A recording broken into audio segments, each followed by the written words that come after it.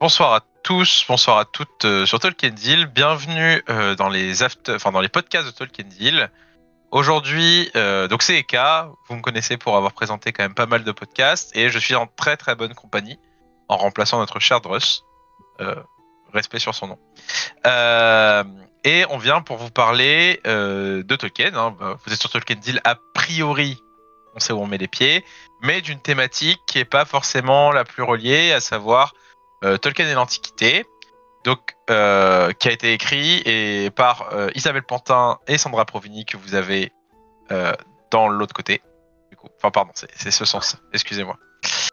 Donc j'ai Isabelle Pantin qui est professeure de littérature française à l'École normale supérieure au département de littérature et langage, ancienne directrice adjointe de l'IHMC et plutôt période Renaissance quand même dans vos publications, et vous êtes surtout connu pour un ouvrage qui intéresse quand même pas mal nos concernés. Bon, on a dit daté de 2013, mais c'est pas très grave, c'est Tolkien et ses légendes, une expérience en fiction. Euh, Tandis que Sandra Provini, pardon, c'est une thèse en doctorat sur les guerres d'Italie. C'est professeur de littérature française du XVIe siècle. C'est quand même... attendez, je retrouve ma note parce que j'ai tout oublié. Pardon, excusez-moi, c'est bon, j'ai. C'est professeur de littérature française du XVIe à l'Université de Rouen, membre junior de l'Institut universitaire de France jusqu'à 2028. C'est quand même assez prestigieux, ça se pose là. Et membre du Centre d'études et de recherche édité-interprété depuis 2010. Et avec moi pour m'accompagner dans ces conversations, j'ai Gaël Perrault, membre de l'association Tolkien Deal et thésarde en antiquité. Et vous savez que c'est un sujet qui moi me passionne étant donné que j'avais quand même fait un master en antiquité pour ceux qui ne le savaient pas. Donc voilà, bonsoir à toutes les trois. Merci de vous prêter à l'exercice sur Tolkien Deal ce soir. Alors, première question très très large pour introduire. Je vais vous demander en quelques mots de définir ce qu'est l'Antiquité. Pas le débat historiographique, on sait que c'est compliqué, etc. Mais juste en quelques mots, l'Antiquité, c'est quoi? Vous savez que la question elle est traître, je tiens à le préciser. Voilà, elle m'a prévenu. Moi, ça me va bien. C'est en quelques mots, on a dit. Genre, par exemple, définissez l'Antiquité en 3 mots. Ça donne quoi? Oh, waouh. Et les civilisations méditerranéennes, au début de notre ère. Et un peu avant. Sandra? Oui, c'est nous, on s'est vraiment concentré, enfin, sur l'Antiquité dans notre titre, et c'est vrai qu'on s'est concentré sur le bassin méditerranéen jusqu'à peu près au 5e, 6e siècle de notre ère. Voilà. C'était notre champ. Ok. Ça me va, parce que la question était vraiment très très difficile à ce niveau-là. Vous êtes toutes les deux d'abord spécialistes de la Renaissance, et on sait que la Renaissance, elle est quand même marquée, même si c'est un peu quand même démontré le contraire, qu'elle est marquée par cette volonté de faire ressortir l'Antiquité, c'est-à-dire que voilà, on cherche à ramener l'Antiquité autant de la Renaissance. Est-ce que c'est comme ça que vous êtes devenu intéressé et à Tolkien et à l'Antiquité présente dans ces textes, ou c'était d'autres biais, d'autres voies notamment? D'abord, c'était un peu le hasard quand même qui nous a amené à rapprocher Tolkien et l'Antiquité, puisqu'on a été invité à un entretien dans un festival de langue classique.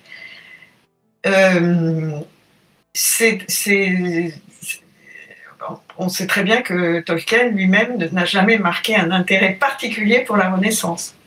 Et peut-être même le contraire.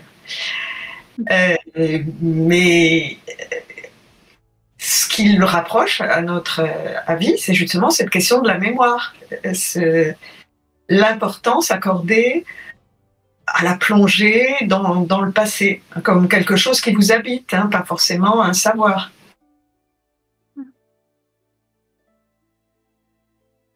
D'accord, donc c'est une rencontre fortuite. Vas-y, Sandra. Ouais, non, pour ma part, c'est vrai que c'était quand même une réflexion que j'avais un petit peu avant sur, même avant cet heureux hasard hein, du Festival des langues classiques.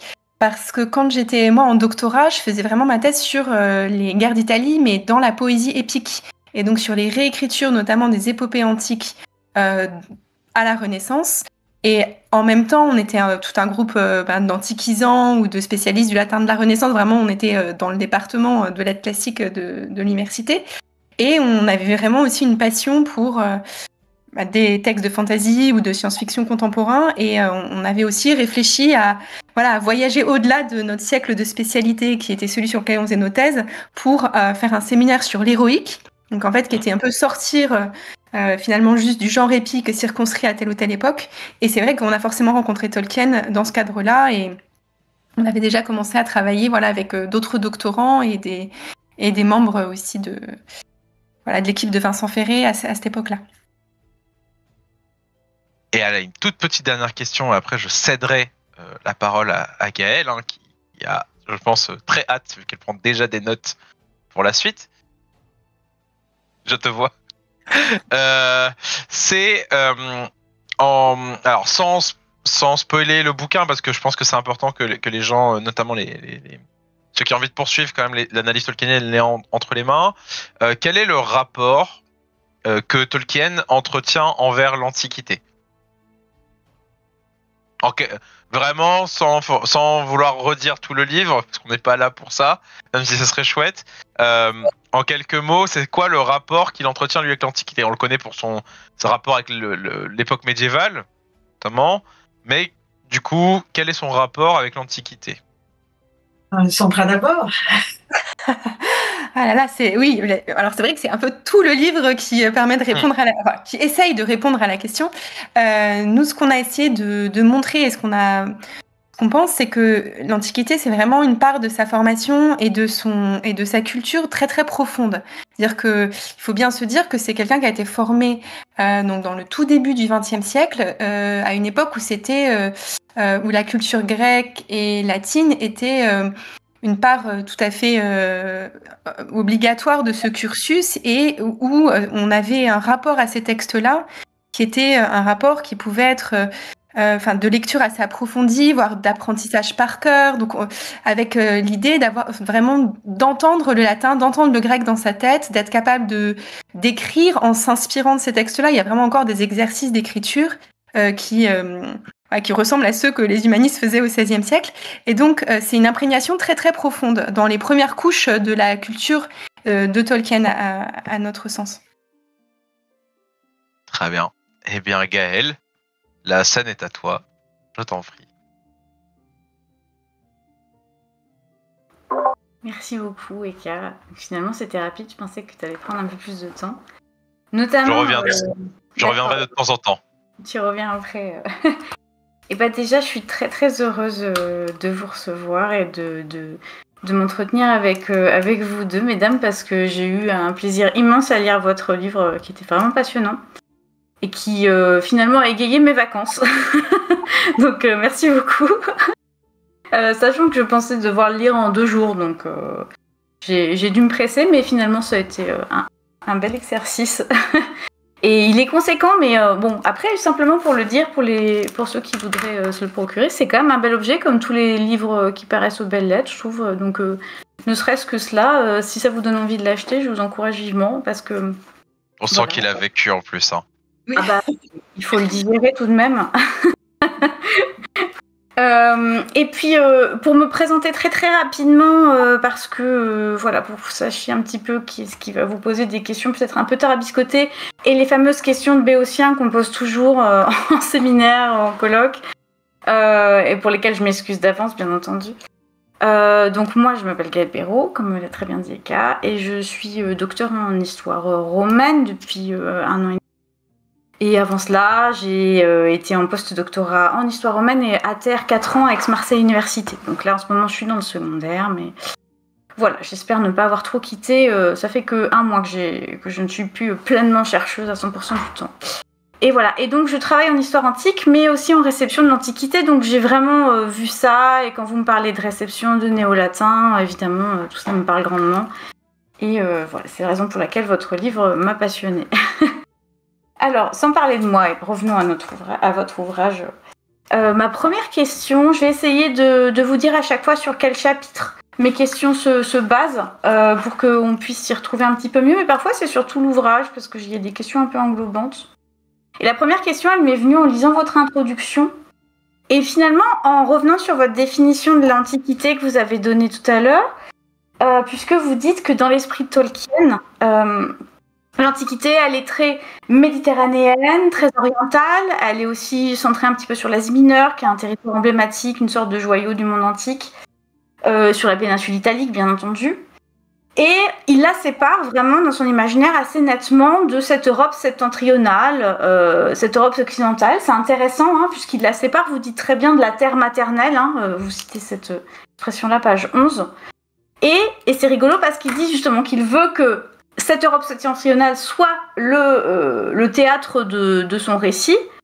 Et c'est la raison pour laquelle il ne la lie pas à l'Antiquité. Donc, moi, la question que je me pose, c'est comment est-ce qu'on peut comprendre cette dissociation dans son imaginaire entre l'Europe du Nord, d'une part, et l'Antiquité, d'autre part.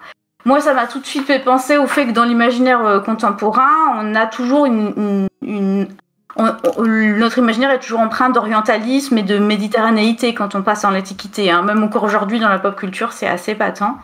Mais je me demandais si vous aviez un petit peu pensé à ça pour Tolkien lui-même.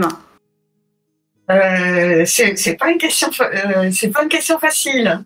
C'est-à-dire, je pense qu'au départ, Tolkien qui disait qu'il voulait écrire les livres qu'il avait envie de lire, il souhaitait retrouver effectivement ce qu'il aimait le plus a priori, c'est-à-dire cette Europe du Nord, qu'il estimait quand même plus importante pour l'Angleterre que l'empreinte antique, quoi.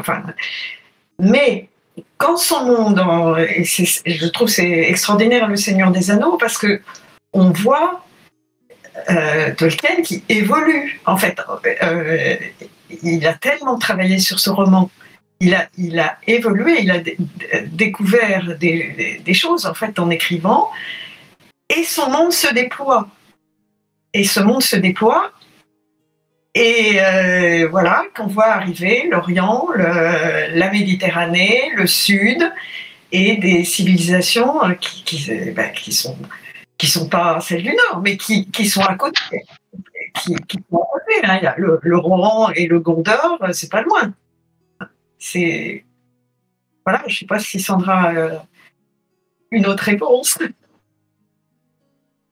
Non, je pensais, c'est vrai qu'il y a eu aussi un discours d'opposition, par exemple dans sa propre correspondance, quand il dit que voilà, il a rejeté, il y a eu une sorte de rejet des classiques, entre guillemets, vraiment de l'Antiquité et latine, pour le choix des langues qui sont celles dont il est devenu spécialiste, donc toutes les langues nordiques. Mais c'est aussi un moment dans sa formation où il a fait ce rejet en termes de choix d'études, mais on ne peut pas en déduire non plus forcément un rejet de l'ensemble de cette culture qui de toute façon est présente chez lui. Il y a une association évidemment entre ces d'ailleurs, on dit entre ces deux courants d'inspiration, mais il y en a d'autres en fait aussi dans son œuvre, bien entendu, qui sont plus contemporains de son écriture. Donc, je crois que c'est JP qui dit que quand Tolkien manifeste une mauvaise humeur à l'égard d'une œuvre d'un auteur, etc., c'est le signe qu'il en est proche. Mais pour lui, c'est pas tout à fait ça. Donc c'est plutôt un indice de proximité, mais de proximité qui lui pose problème. Je vois. Mais finalement, il est très très proche. On en reparlera peut-être tout à l'heure, mais l'Europe du Nord romaine, il la connaît très bien. Il a grandi dans une Angleterre où fleurait, où on pouvait voir des vestiges. On en reparlera. Il a travaillé lui-même sur sur des sites romains de l'époque impériale. Et donc c'est vrai que vous avez raison, en fait, finalement il y a quelque chose de très très proche, mais le fantasme de l'Antiquité, il est plutôt méridional, il est plutôt méditerranéen, et c'est finalement de cette Antiquité-là, il y a peut-être deux Antiquités, une dont il est proche et qui l'inspire sans qu'il l'exprime clairement, et puis il y a une Antiquité un peu plus fantasmée, plus orientale, qu'il va rejeter peut-être plus frontalement. Je ne sais pas comment est-ce que vous l'envisagez. Oui, ça, je pense que pour lui, de toute façon, il savait très bien que l'Antiquité, c'était avant l'époque des Anglo-Saxons, etc., étant très bon historien, etc. Donc pour lui, l'Antiquité, c'est quand même ce qu'on trouve quand on creuse, quand on va plus profond. Et c'est un peu ce qu'on retrouve dans son livre. Les vestiges, la notion de vestiges, de ruines, c'est très, très attaché à cette vision de l'Antiquité.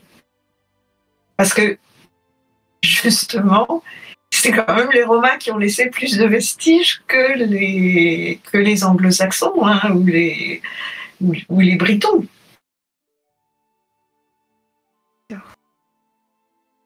Si vous voulez bien, j'aimerais bien qu'on aborde un certain nombre de thématiques qui sont centrales à la fois dans l'œuvre de Tolkien et à la fois dans les auteurs antiques qui l'ont inspiré majoritairement. Vous dites très justement qu'il connaît les classiques et qu'évidemment ils ont une part dans son œuvre, des classiques, des historiens, des poètes élégiaques, donc voilà, du Tacite, du Virgile, du Ovide, ça, il y en a. Évidemment, ça imprègne son œuvre involontairement ou pas. On y reviendra peut-être un peu plus tard sur la figure du héros tragique d'ailleurs, mais c'est surtout les pères de l'Église et les auteurs tardo-antiques ou alto-médiévaux qui vont le plus explicitement l'inspirer. Et c'est assez intéressant parce que je me demandais si vous pouviez m'expliquer un petit peu comment comprendre la place de certains thèmes qu'on trouve à la fois chez ces auteurs tardo-antiques et dans l'œuvre de Tolkien. Alors moi j'ai cru comprendre que par exemple il y avait le thème de la mutation, des transitions, du temps long, le motif du déclin aussi, toute la rhétorique décliniste, la vision cyclique de l'histoire qu'on retrouve aussi chez les poètes élégiaques et épiques, hein, les notions d'âge d'or, etc. La crise aussi, l'épisode critique, les raisons de la crise, etc. Et je me demandais si cette vision, en fait, enfin ces thématiques qu'on retrouve très fortement chez Tolkien, notamment le thématique du déclin et du cycle, de l'histoire, etc., d'une histoire cyclique, on la retrouve beaucoup chez Tolkien parce que c'est des thèmes phares de ces auteurs tardo-antiques, mais finalement aussi c'est quelque chose qu'on voit beaucoup dans l'historiographie du XXe siècle et même du XIXe siècle qui l'inspire, hein, cette vision très téléologique de l'histoire et cette idée aussi qu'on a des périodes d'âge d'or, d'apogée. Alors c'est assez rigolo parce que traditionnellement, les historiens du 18e, du 19e, du 20e, et les historiens de l'art aussi, ils ont tendance à considérer que l'apogée de l'histoire antique, ça va être plutôt l'histoire hellénistique, ça va être la première partie du Haut Empire. Et pour Tolkien, je vous laisserai me contredire si j'ai mal compris ça, mais pour Tolkien, c'est plutôt justement cette Antiquité tardive que beaucoup d'historiens ont rejeté comme une période de déclin, comme une période de trouble, comme une période problématique. Et donc c'est assez rigolo de voir qu'il est finalement beaucoup plus influencé par ces thématiques-là.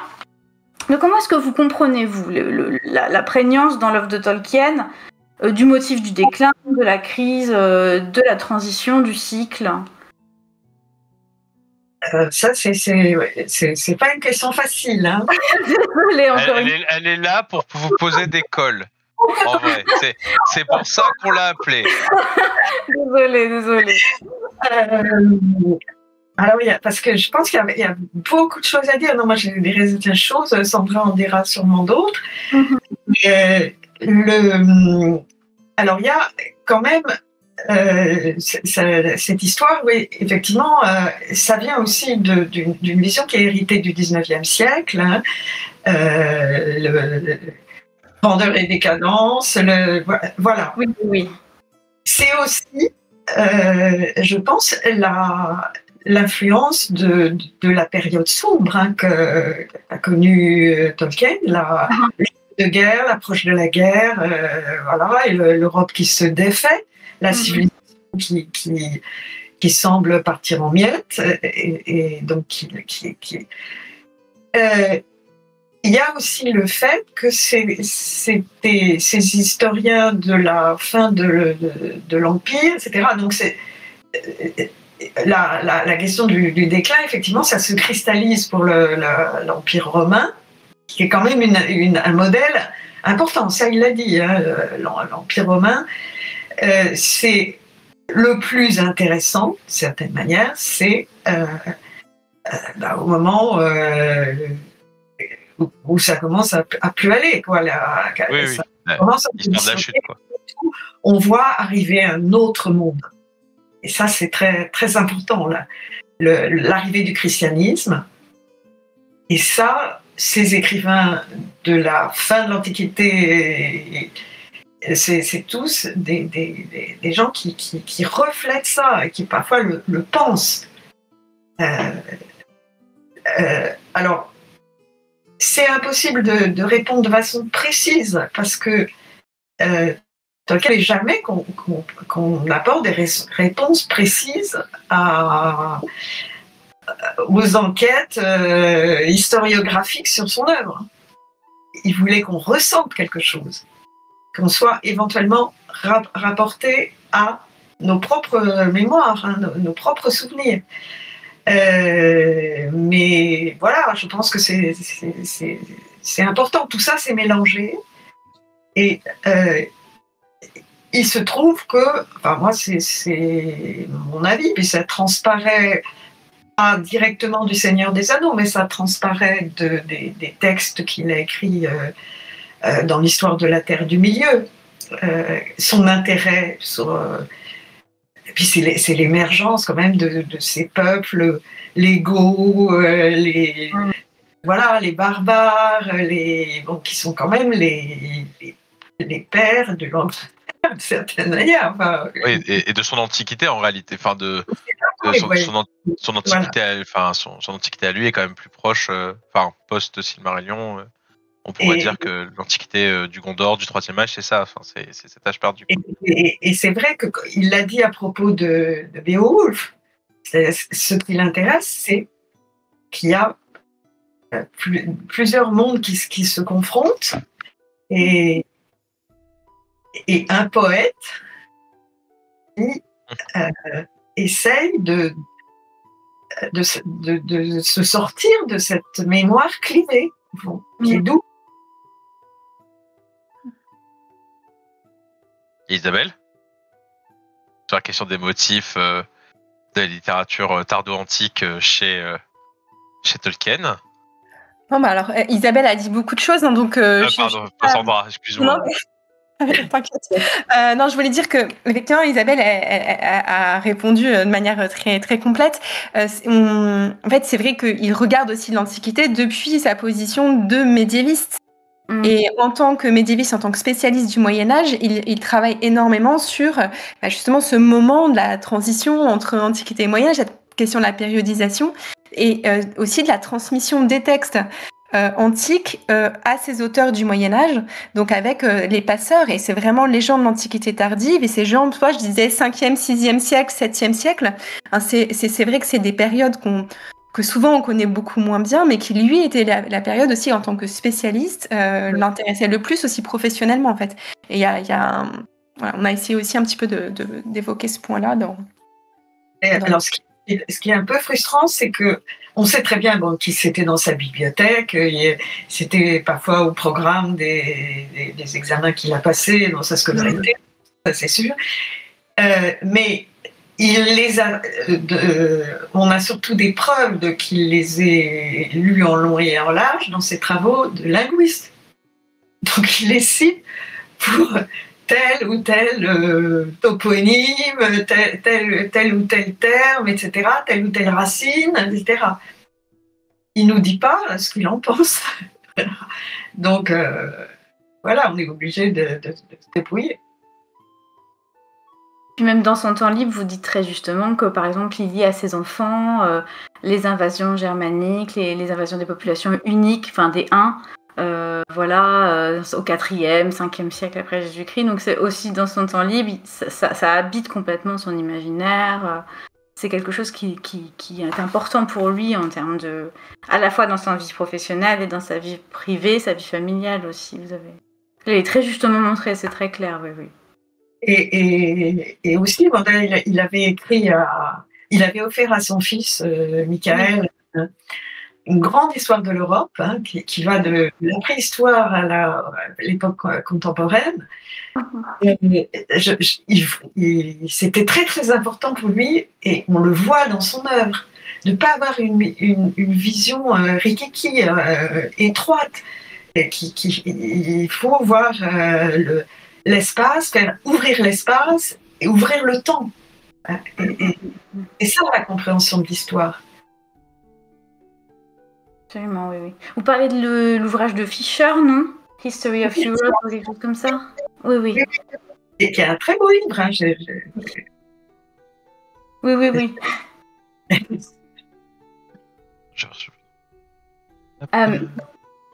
Tu veux Non, vas-y. En fait, je voulais juste le mettre dans le chat, le History of Europe. L'ouvrage, oui.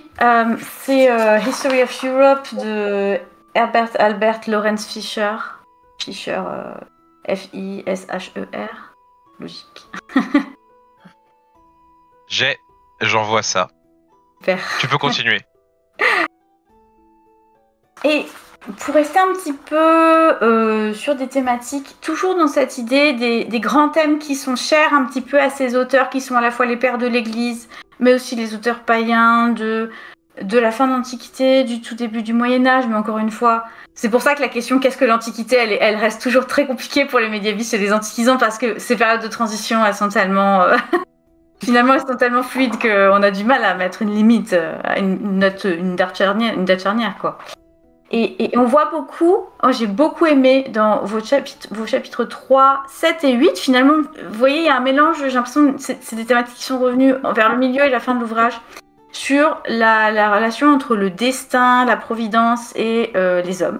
Et notamment tout ce que vous avez fait sur la figure du héros, qui était très très intéressant. Et toute cette réflexion sur la nature du mal, tout ce qu'on voit sur la providence, le lien entre la providence et la liberté individuelle, le rôle fondamental dans votre chapitre 8, vous développez beaucoup sur la pitié chrétienne dans la construction de la figure héroïque. Et c'était vraiment très intéressant. J'encourage vivement tous les personnes qui reverront ce live ou qui le suivent maintenant à lire, alors évidemment tout l'ouvrage, qui est très très bien. Mais c'est vrai que cette fin, moi, m'a particulièrement intéressée. Parce que vraiment c'est passionnant. Vous, par exemple, prenez l'exemple de Tourine, qui s'inspire de la saga islandaise et finnoise, mais qui est une sorte de héros de la tragédie oedipienne, mais dans son ironie tragique, quoi. Il s'en inspire, mais c'est pas explicite. Enfin, c'est inconscient plus que finalement conscient. Vous le montrez très très bien. Et alors, je vais encore vous poser une question un peu longue, je m'excuse. Moi, tout ça m'a fait penser. Et peut-être que c'est complètement capitolo-tracté, je m'en excuse. Ça m'a fait penser un petit peu toutes ces réflexions-là aux réflexions morales qu'on voit pas mal dans les textes antiques sur le bon gouvernement, le bon dirigeant, le bon général, ou le mauvais surtout général. Tu penses à Polybe surtout là, du coup. Je pense pas à Polybe pour le coup, mais non, Polybe ça va plutôt être les bonnes institutions si tu veux. Ouais. Là, moi, je suis plutôt dans vraiment l'homme qui incarne le pouvoir et comment le destin influe la morale des hommes. Je pense par exemple à des textes, des développements de Denis d'Halicarnasse sur la figure du tyran.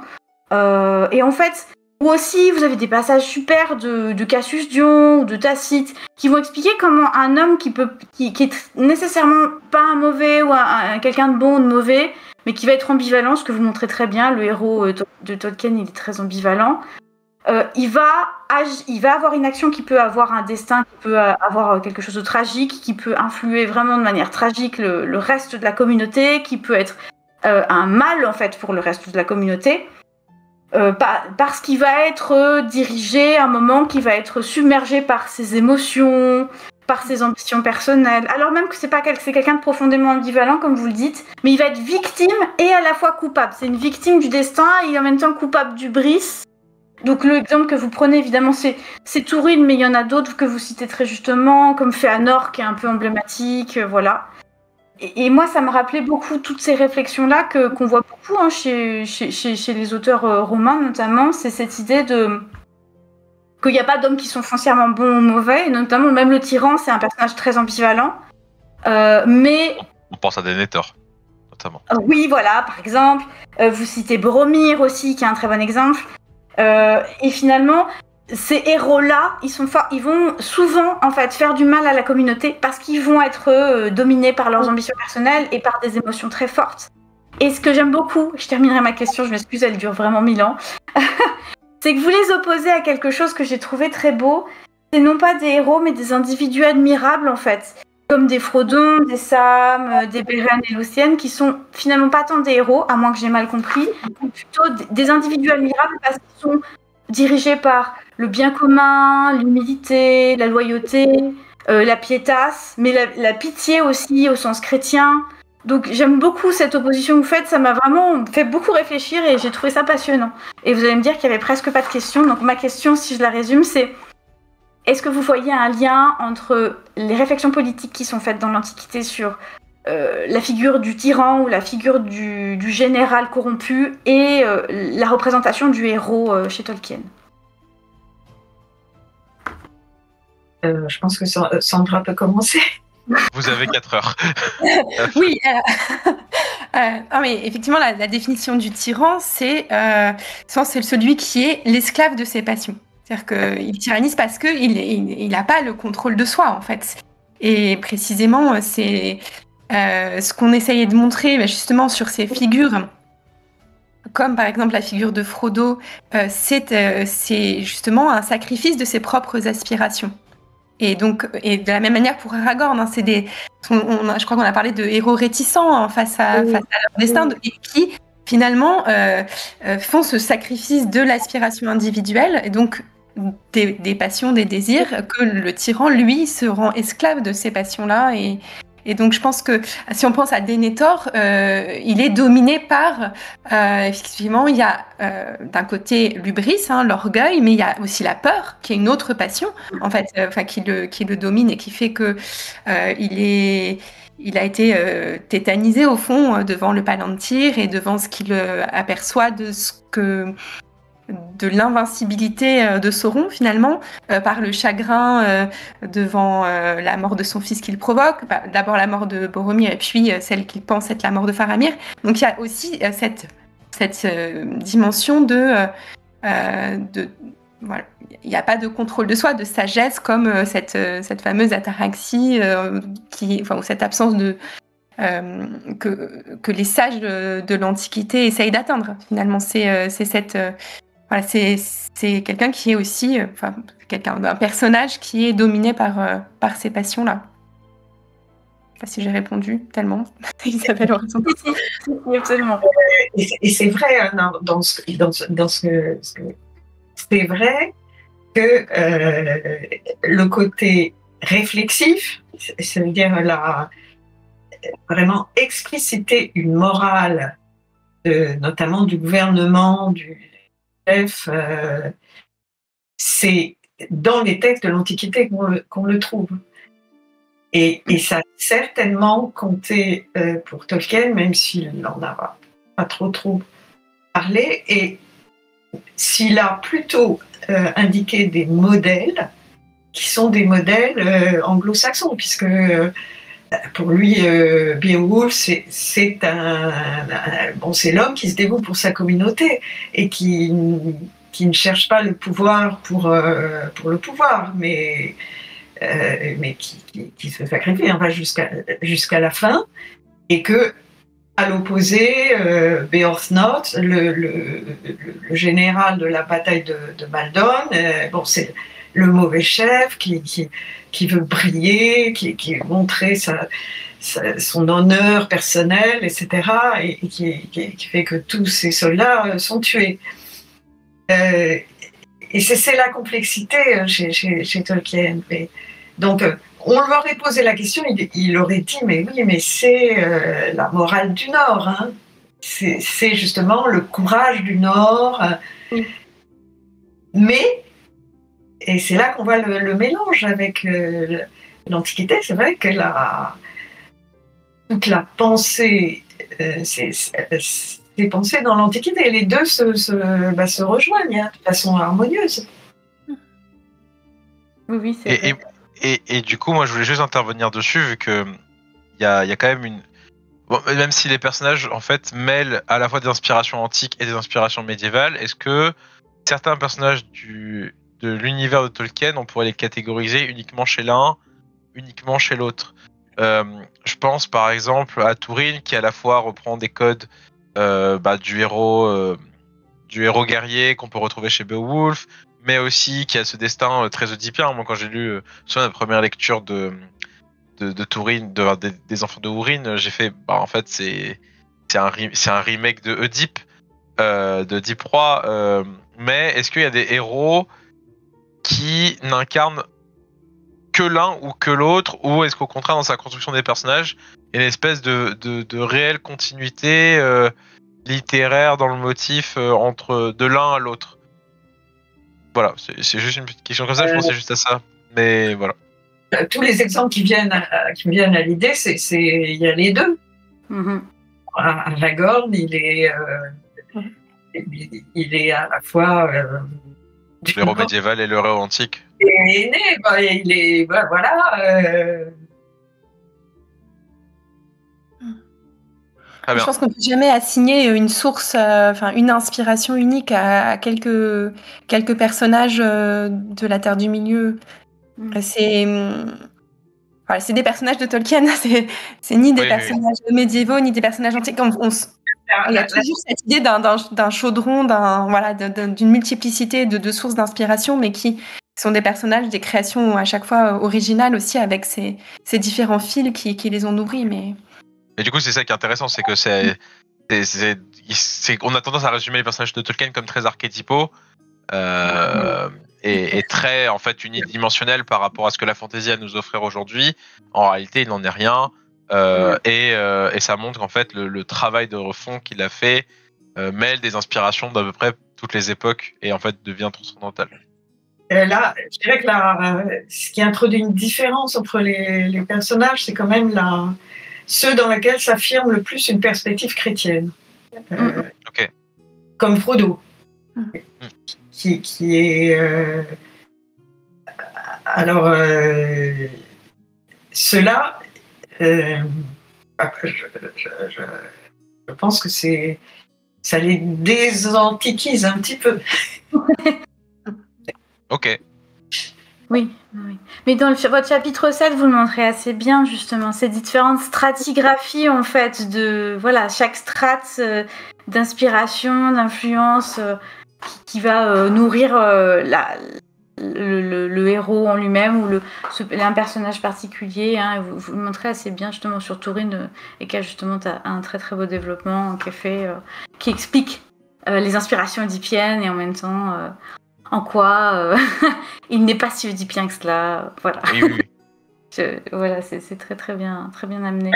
Alors moi je veux bien qu'on passe à la suite parce que la question 4 est vachement bien.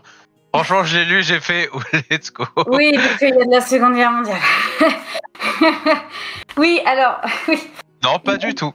Oui, alors c'est toujours la même chose. L'Antiquité, je tiens à dire, est quand même le parent pauvre de l'histoire, malheureusement, j'ai l'impression. C'est toujours la période que tout le monde déteste, ça m'attriste. Je le déplore. Je fais un petit peu de prosélytisme. Oui, voilà, parce que je trouve qu'on en a besoin, parce qu'en fait... les médiévales vont bien, l'histoire médiévale vont bien parce qu'on adore. La contempo et la moderne vont extrêmement bien. Peut-être un peu trop. Même si moi j'adore toutes les périodes, je trouve qu'on déteste un peu trop. Non, mais dis-le, Gaëlle, dis-le que les autres elles sont nulles. Non, moi je suis sûr que Sandra et Isabelle elles seront d'accord avec nous. Il n'y a que l'Antiquité. Moderne. Non, pas du tout, elles sont modernistes donc non. Alors, c'est pas parce que tu t'es trompé de voix que tu peux pas reconnaître la lumière au bout d'un moment, tu vois. Mon Dieu. Non, et en plus, moi, j'aime vraiment toutes les périodes et surtout, je travaille un peu sur la période contemporaine puisque je fais de la réception de l'Antiquité, notamment au XXe siècle. Donc, littéralement, la question à laquelle j'arrive et que Antoine, attendait avec impatience, c'est parce qu'elle est politique, la question, c'est tout, hein, franchement. Alors, en vrai. C'était très politique ce qu'on a abordé aussi, quand même, mine de rien. Oui, mais là, plus. Là, ça rentre dans l'actualité brûlante, quoi. Bref, je pense qu'on tease un peu trop une question qui n'en vaut pas tant la peine, mais qui est bien aussi. Évidemment, je pense que la question que je me posais, qui est un peu évidente et qu'on demande toujours avec Tolkien, mais je pense que c'est intéressant de la poser à ce niveau-là, c'est le contexte d'écriture, parce que voilà, la fin de la rédaction du Seigneur des Anneaux, c'est la fin de la Seconde Guerre mondiale, et puis on va pas le redire parce que je pense que les membres de l'association Tolkien Deal sont très au courant de l'influence des deux conflits du XXe siècle sur la vie personnelle de Tolkien, sur son écriture. Mais moi, ce qui m'intéresse plus précisément, c'est que on sait à quel point l'entre-deux-guerres et la Seconde Guerre mondiale, et surtout les régimes fascistes et nazis, ont été fortement influencés par l'Antiquité, l'ont fortement remobilisé, réinventé, etc. Ça a été beaucoup étudié notamment par Yoann Chapoutot, donc voilà, je pense qu'il y en a qui doivent connaître, qui sont de très bons ouvrages sur la question. Le monde nazi. Lisez tous Le monde nazi. Oui, mais moi je pense plutôt à son ouvrage sur l'Antiquité dans oui. Voilà. Qui est intérieur. Sa thèse de doctorat, si je dis pas de bêtises d'ailleurs. C'est ça. Ouais, voilà. Et qui est évidemment passionnant. Et je me demandais si Tolkien avait été influencé en bien ou en mal par cela. C'est-à-dire, est-ce qu'il baignait finalement dans une culture, dans une atmosphère où il y a une remobilisation, une revalorisation générale de l'Antiquité, donc finalement ça a pu l'inspirer de manière positive? Ou est-ce qu'au contraire, il l'a assimilé peut-être un peu trop à ses adversaires politiques, à cette horreur de la Seconde Guerre mondiale qui utilisait massivement des symboles à la fois grecs et latins? Qu'est-ce que vous en pensez en quoi vous pensez que cette utilisation de l'Antiquité par les régimes fascistes et nazis a pu toucher Tolkien dans son utilisation de l'Antiquité dans la rédaction des ouvrages? Il était extrêmement conscient et très indigné par la perversion des symboles, par la culture, qui a touché effectivement d'abord le Nord, les cultures du Nord, mais aussi effectivement, puisque les nazis avaient annexé la Grèce, comme Arienne. Donc c'était... Et son œuvre, je pense, oui, c'est vraiment une réappropriation de ces symboles. Et pas du tout jeter le bébé avec l'eau du bain. Non, pas du tout. Au contraire, et plutôt, je sais pas, c'est de le dire mal, mais revenir aux fondamentaux de la civilisation, que l'on trouve aussi bien, pas forcément dans une culture hyper sophistiquée, mais que l'on trouve chez les hobbits. Et voilà.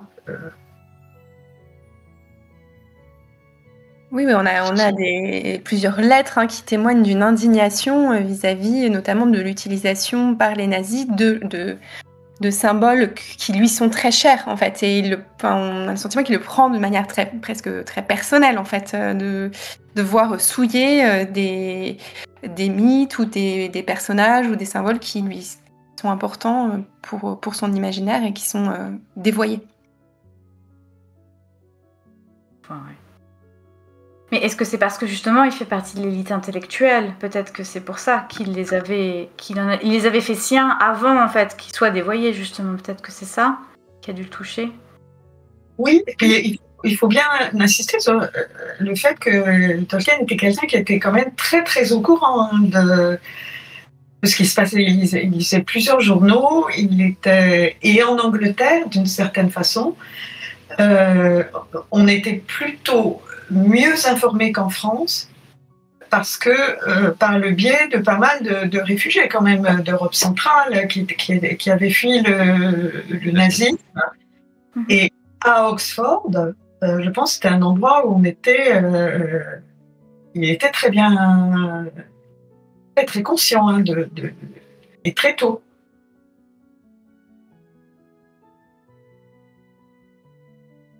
Eka, est-ce que tu viens me donner le temps qu'il nous reste pour que je mesure les questions Alors, il est 21h56. Je vous propose de pousser jusqu'à 20.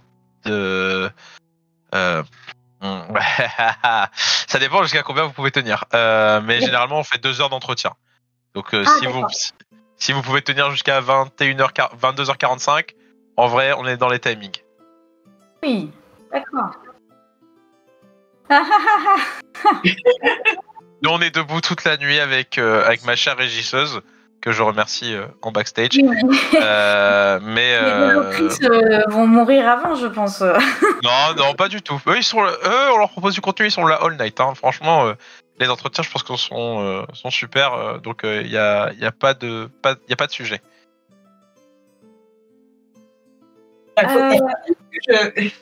Que j'envoie un SMS à quelqu'un qui devait m'appeler autour de 10h.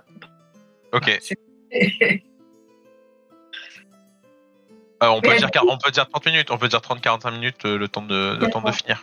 D'accord. Voilà, mais allez-y, hein, continuez sans. Du coup, avant de parler, oui, je vais poser mes questions un peu plus prioritaires, et puis s'il nous reste du temps, je poserai des questions un peu plus subsidiaires, mais notamment sur la Germanie. Moi, je suis un peu trop spécialiste de la Germanie, donc je vais le mettre de côté parce que ça intéresse un petit peu moins généralement, et je vais passer sur le cœur du sujet. Sur ces fameuses ruines, en fait, le rôle des ruines romaines dans l'imaginaire de Tolkien. Pour rappeler un petit peu ce que vous présentez très très bien dans le chapitre 3 et dans le chapitre 6, c'est que Tolkien, évidemment, il a une culture familiale, universitaire, une éducation qui connaît très très bien l'histoire antique, classique, et notamment l'histoire impériale romaine, mais pas uniquement, hein. Il connaît très bien les auteurs, mais en tant que chercheur, même s'il n'était pas antiquisant, il a travaillé très ponctuellement sur l'édition de sources latines romaines. Et vous évoquez notamment le fait qu'il a travaillé sur le chantier dans les années 20 des époux Wheeler à Lydney Park. Il a participé, alors je pense pas qu'il ait décaissé, hein, parce que c'est quand même assez fatigant. Je le vois mal avec une pioche, surtout avec les moyens de l'époque, mais en tout cas, il a été là pour le chantier, le dégagement du sanctuaire de Mars Nudens ou Nodens, qui est un dieu, une interprétation entre Mars et un dieu breton. Donc il a participé dans ces années 20 au dégagement d'un sanctuaire romain, d'un dieu de la province de Britannia, donc c'est-à-dire de l'Angleterre romaine, grosso modo. Et il a surtout participé il a édité en fait certaines des inscriptions qu'on a trouvées dans ce sanctuaire, qui sont fantastiques d'ailleurs, je tiens à le dire, parce que je les connais assez bien, ces inscriptions. Et puis, plus encore, donc il a participé à ça, donc déjà c'est un très bon philologue en fait, de manière générale, donc voilà. En bon anglais, il a quand même, on le disait tout à l'heure, il a vécu, on sait qu'il l'a vu, hein, c'est logique, et puis il en parle, même si c'est pas un sujet central dans ses lettres, mais il connaît le mur d'Adrien, il l'a vu, ça participe de son imaginaire comme tout bon anglais de l'époque. C'est pas Rudyard Kipling, mais quand même. Et puis il connaît aussi les sanctuaires de Bath, où on a un sanctuaire à Minerva Soulis. C'est une divinité qui est associée à des bains et qui est une divinité un peu apotropaïque. Et dans le sanctuaire de Minerva Soulis à Bath, on a trouvé beaucoup de tablettes de défiction, donc de malédiction. Et je pense que vous le savez, mais pour les auditeurs qui ne sauraient peut-être pas, il y a une anecdote que j'adore, que je raconte souvent en cours. C'est que dans ces tablettes de défiction, on a notamment, alors c'est pas Tolkien qui l'a édité, mais on a une tablette. En fait, les tablettes de défiction, c'est des tablettes de malédiction qui sont données à la divinité, dans lesquelles les dédicants vont demander à ce qu'il y ait réparation ou punition de quelqu'un qui leur a fait du tort. Et dedans, on a notamment souvent des dédicants qui demandent à ce que la personne qui leur a volé une couverture ou une assiette ou une cuillère ou que sais-je, et des punitions absolument catastrophiques et terribles, comme que la divinité leur crève les yeux, qu'ils meurent dans d'atroces souffrances, donc c'est très vindicatif. Et il y a une inscription incroyable dans laquelle il y a un dédicant masculin anonyme qui demande à ce que le voleur de son anneau soit puni de la pire façon possible parce que c'est son anneau chéri, qu'il l'adore et qu'il lui manque, etc. Donc je trouve que cette inscription elle est incroyable parce qu'on a vraiment l'impression que c'est Gollum qui l'a donné à la divinité. Et évidemment, elle n'est pas éditée par Tolkien, mais c'est pas impossible qu'il y ait jeté un œil. Et je ne suis pas en train de dire que c'est l'origine de l'histoire, mais voilà, ça me fait plaisir de savoir que il y a toujours ce lien entre Tolkien et l'anneau du sanctuaire de Bath. Et plus encore, en fait, Tolkien, ça reste un aristocrate de son temps, donc il reste un peu marqué par un imaginaire un peu romantique, et aussi de tous ces aristocrates du XVIIIe siècle qui faisaient le tour d'Italie, qui allaient croquer des ruines, qui allaient voir les vestiges en vrai, antiques, etc. Donc, pour revenir à ça, moi, je voulais vous poser une question relativement au rôle des ruines, du paysage de ruines dans la construction de l'imaginaire de Tolkien. Vous en parlez beaucoup dans la nature et la végétation, qui est un peu le passage du temps. Mais finalement, quand on se réfère à toutes ces places fortes qui ont été prises, puis abandonnées, qui sont conquises par la végétation, finalement, est-ce que ce paysage de ruines romaines qui pouvait affleurer parfois a pu l'influencer, a pu avoir un rôle dans cet imaginaire-là ? Effectivement, c'est-à-dire que c'est pas seulement les ruines romaines. Et voilà, il y a Stonehenge, mais l'essentiel, c'est ça. Et c'est le sol qui est fait de la poussière, de ce qui l'humus et de la décomposition de ce qu'a laissé. Et puis, mais c'est vrai que les plus nobles ruines, le Seigneur des Anneaux, il y a quand même le souvenir des constructeurs romains, les belles constructions romaines. Et bon, puis c'est peut-être passé par des œuvres, des poèmes, etc. Mais il y a un très beau moment dans l'Énéide qui est la description des bas-reliefs, donc et ça c'est une idée qu'on retrouve dans plusieurs époques, la Renaissance, et tout ça, c'est effectivement c'est l'esprit dans le Seigneur des Anneaux.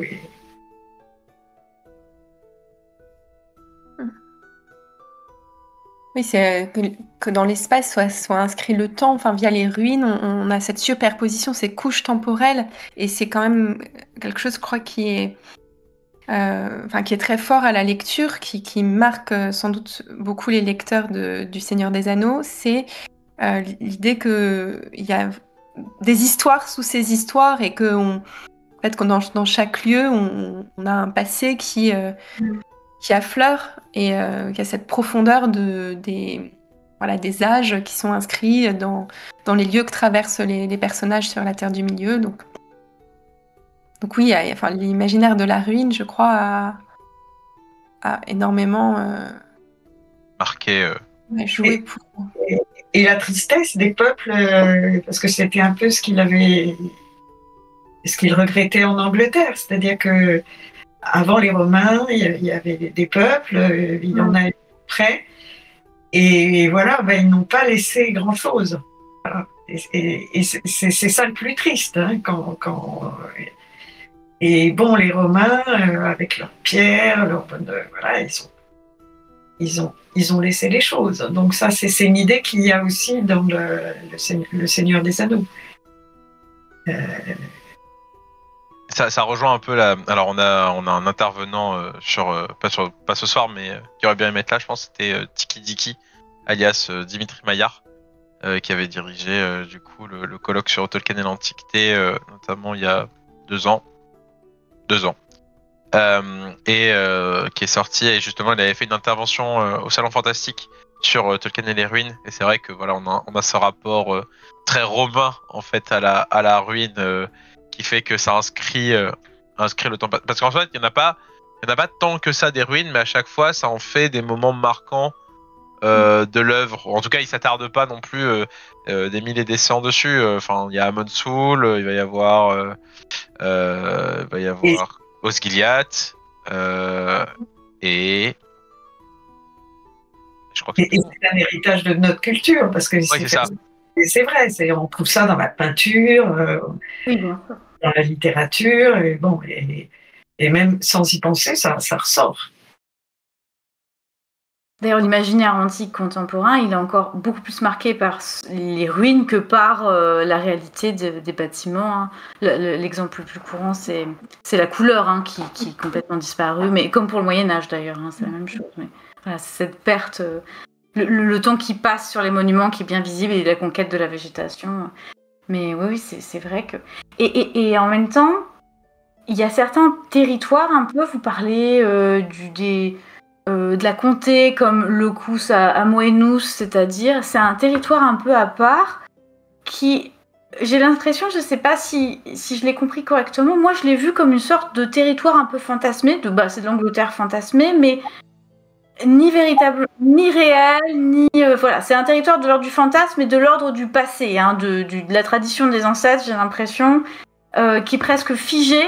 Et ce qui est intéressant, c'est que comme c'est un territoire du passé fantasmé, il y a aussi l'idée que quand il est en déclin, il faut qu'il soit restauré à son état original. C'est pour ça que quand il y a le retour des hobbits, vite, il faut restaurer la comté dans son état traditionnel, la remettre telle qu'elle était. Donc c'est l'endroit où j'ai l'impression où le passé demeure, où justement il arrive à être préservé, où le passage du temps arrive à ne pas être trop marquant, on voit pas ces âges cycliques qui détruisent les hommes, etc. Ou enfin plutôt les hobbits en l'occurrence.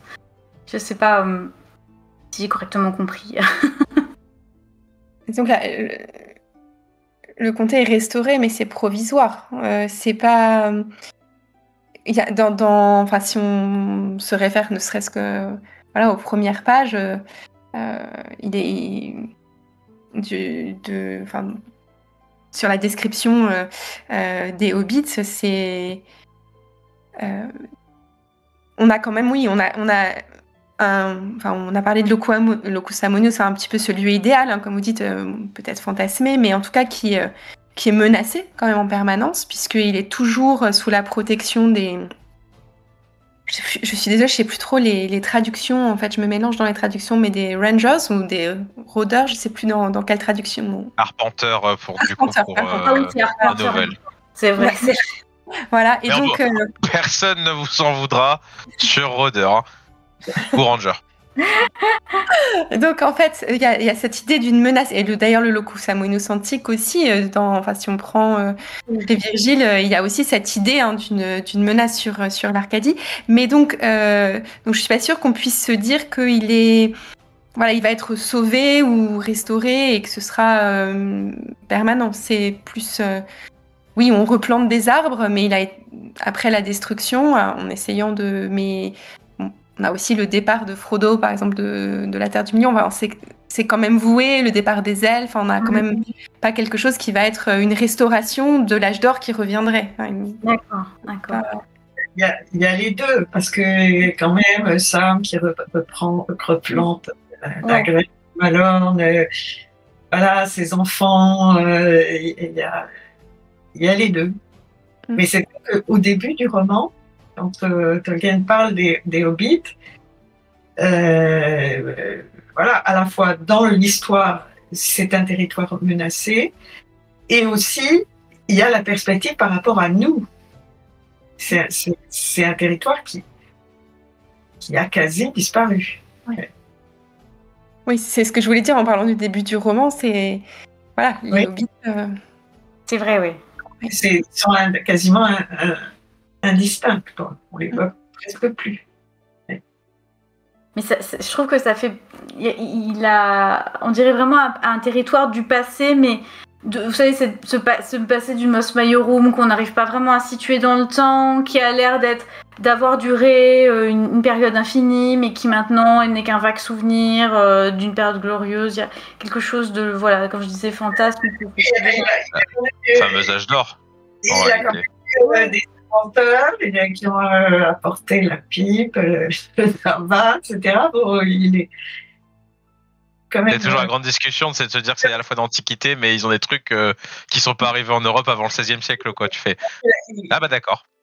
Il y a quand même eu un processus de civilisation pour arriver à cet âge d'or. Hein, C'est vrai, c'est vrai. Mais c'est vrai, c'est une civilisation à la fois très riche et très simple, mais qui a quand même le goût de l'histoire, hein, avec l'amour des poèmes. Oui. Mais c'est vrai on voit bien que les hobbits n'inventeront jamais l'aéroplane. Hein. C'est pas leur truc. C'est vrai. Pour changer un petit peu de sujet, j'ai une question un peu qui m'a un peu perturbée. Enfin, comment dire ? En fait, en vous lisant, je me suis surtout, notamment votre chapitre 4, alors qui s'intitule précisément la chronologie de la Terre du Milieu du conte au conte des ans. Donc, il y a un jeu de mots sur l'homophonie entre conte et conte, que vous verrez en lisant le livre, dans la deuxième partie. Vous parlez de la trame chronologique, etc. Ouais. Et je me suis rendu compte en fait que j'avais jamais réalisé et pensé à ça. C'est montrer à quel point Tolkien est un bon auteur, c'est que il y a une véritable historiographie dans l'œuvre de Tolkien, au sens où il mentionne des sources, il y a des historiens de la Terre du Milieu, et je me suis posé la question, comment est-ce que lui se place face à ces historiens qui sont dans la diégèse, dans l'historien de la Terre du Milieu qui raconte l'histoire de la Terre du Milieu. C'est-à-dire que quel rôle il va avoir lui par rapport à ces historiens qui sont dans son récit, aux sources qui sont dans son récit. Et je me suis même demandé pourquoi est-ce qu'il avait eu le besoin de citer des historiens qui vont pouvoir raconter l'histoire de la Terre du Milieu et citer des sources. Est-ce qu'il y a une volonté de créer une sorte d'artifice de véracité historique, etc., pour qu'on se plonge un peu plus facilement dans le récit ? L'idée de savoir qu'on y croit plus facilement si on sait que des historiens l'ont raconté. On a l'impression peut-être même qu'il est lui-même à la suite de ces historiens, même si, il y a du merveilleux dans le récit, mais ça, c'est pas nécessairement un problème.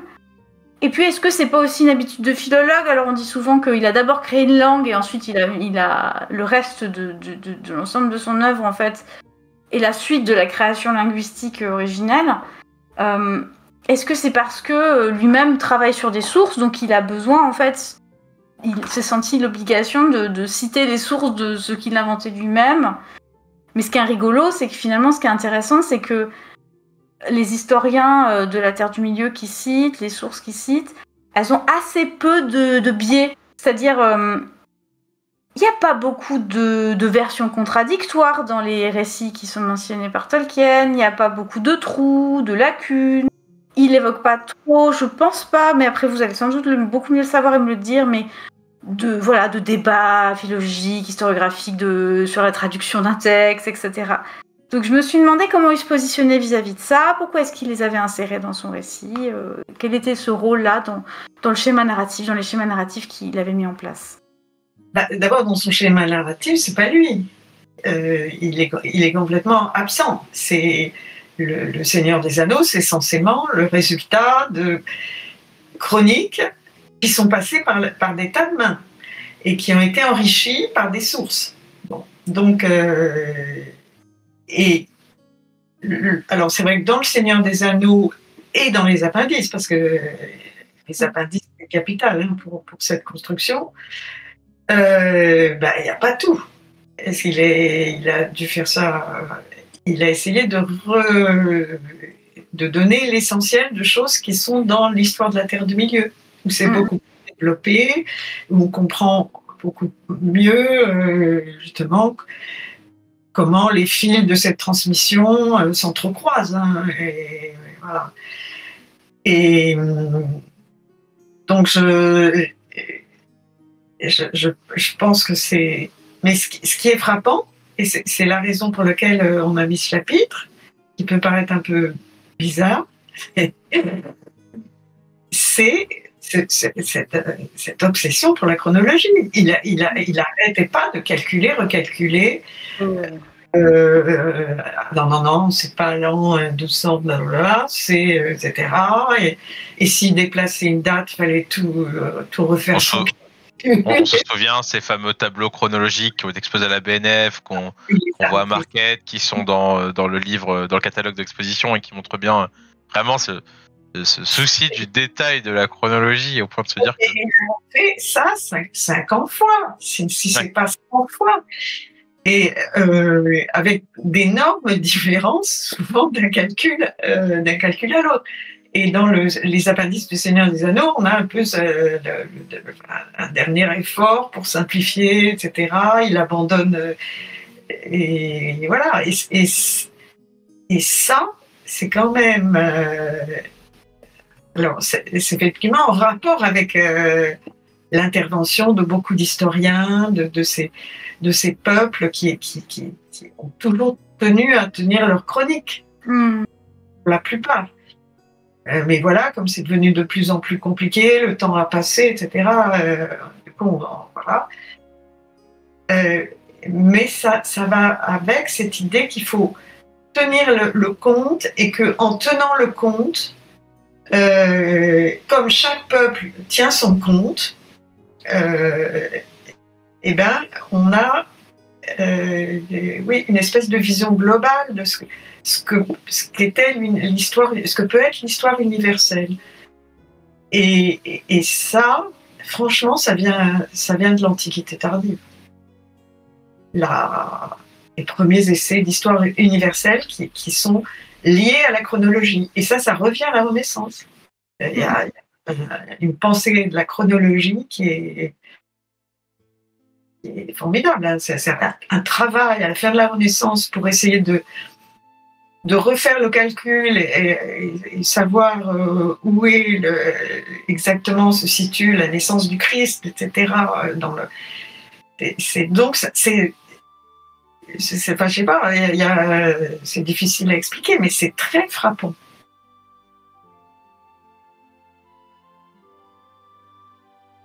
On a le temps encore pour une à deux questions avant de commencer aux questions du public, si ça te va, Gaëlle. Oui. Je sais pas si Sandra Provini voulait peut-être rajouter une réponse. Oui, non mais... Ça marche. Qu'est-ce qu'on a... Alors, je pense que j'ai une question sur la Germanie, puis une question sur l'espace. Mais je vais essayer de les faire rapidement. Si je reviens sur la Germanie, même si on l'a un petit peu évoqué. Ah oui, c'est un peu plus précis, mais finalement, parce que finalement la Germanie n'est pas fondamentale du tout dans l'œuvre, mais moi j'ai juste un petit peu, voilà, c'est ma marotte, donc du coup je suis un petit peu tombée dessus. Et à chaque fois que j'ai trouvé des passages où vous en parliez, je les ai lus avec un tout petit peu plus d'attention. Après, voilà, Tolkien lui-même est une certaine manière, pas vraiment un germaniste, mais en tout cas, c'est quand même un territoire qui l'intéresse. Et vous l'évoquez pas mal, j'ai noté au chapitre 3 et 6. Et ce qui m'a beaucoup intéressé, c'est le moment où vous expliquiez l'influence de la Germanie, l'ouvrage qui s'intitule La Germanie de l'auteur Tacite. Et vous évoquez quelque chose ça m'a fait plaisir de le lire parce que j'ai déjà vu mentionner parfois, mais j'ai pas encore lu d'études très approfondies sur ça. C'est évidemment le lien qui a l'air assez explicite entre les Rohirrim et les Germains. Même si évidemment vous le dites aussi, c'est des cavaliers homériques, il y a évidemment beaucoup d'autres influences et Tolkien lui-même les décrit d'abord comme, si je dis pas de bêtises, d'abord comme des cavaliers homériques plutôt que comme des Germains bien sûr. Mais on retrouve des caractéristiques des cavaliers germaniques chez les Rohirrim. Et ce qui m'a beaucoup intéressé, c'est que vous expliquiez justement que ce qui est intéressant, c'est finalement le regard porté sur les Rohirrim par les gens du Gondor. Un peu à la manière de Tacite qui porte un regard sur les Germains dans la Germanie. C'est cette idée du point de vue, du regard qui est très intéressant. Cette narration externe en fait qui est faite sur eux. qui ressemble beaucoup. C'est finalement ça qui fait que le texte, que Tolkien est le plus inspiré du texte de la Germanie tacite, qu'il a lu, vous le disiez. On sait qu'il l'a lu et qu'il l'a sans doute utilisé, notamment parce qu'il l'a utilisé dans son commentaire de Beowulf. Finalement, ce qui m'a marqué, moi, c'est que on a quelques peuples comme ça où on retrouve un peu ce regard ethnologique ou anthropologique de Tacite, c'est-à-dire que, excusez-moi l'expression, ça fait un peu le mythe du bon sauvage, c'est-à-dire qu'on les décrit avec toutes les qualités ou de grandes qualités qui sont surtout là pour mettre en fait en valeur les défauts de celui du locuteur, de l'auteur en fait. Par exemple, la Germanie, mais je pense aussi pour la Bretagne, l'Angleterre, Britannia. C'est très connu que Tacite utilise beaucoup l'Agricola ou la Germanie pour parler des Romains en fait, c'est-à-dire qu'il va décrire, il va louer le fait que les Bretons et les Germains sont fantastiques parce qu'ils valorisent les liens de sang, qui sont très attachés à la communauté, aux liens fraternels, qui sont de vrais combattants courageux, etc., etc. Mais tout ça, évidemment, c'est pour critiquer la société romaine au miroir. Et du coup, je me suis demandé, un peu compliqué, mais finalement, est-ce que Tolkien arrive à décrire chaque peuple qu'il décrit dans toute son œuvre, Le Seigneur des Anneaux en priorité, mais pas uniquement, est-ce qu'il va décrire certains avec un point de vue extérieur, en se mettant un peu du point de vue, par exemple, des gens du Gondor, ou est-ce qu'il essaie systématiquement de mettre tous les peuples sur un même plan et de les décrire toujours avec une tentative d'objectivité, ou je sais pas comment le décrire, mais est-ce qu'on a vraiment un rapport qui est plus ou moins distant dans la description ethnologique qui est faite par Tolkien dans son œuvre? Sandra. Alors, moi, spontanément, je dirais que, en fait, on les découvre, ces peuples, d'abord par le regard des hobbits, quand même. C'est-à-dire qu'on a toujours un regard qui découvre vraiment tout un peuple nouveau, alors que les hobbits sont très casaniers, etc. Et donc, à chaque fois, on va découvrir les elfes par leurs yeux, puis on va découvrir aussi les hommes du Gondor par leurs yeux. Et puis, donc, moi, c'est peut-être c'est une réponse peut-être un peu trop rapide, mais j'ai l'impression qu'on a... C'est surtout par ce déplacement et cette découverte, en accompagnant le regard des hobbits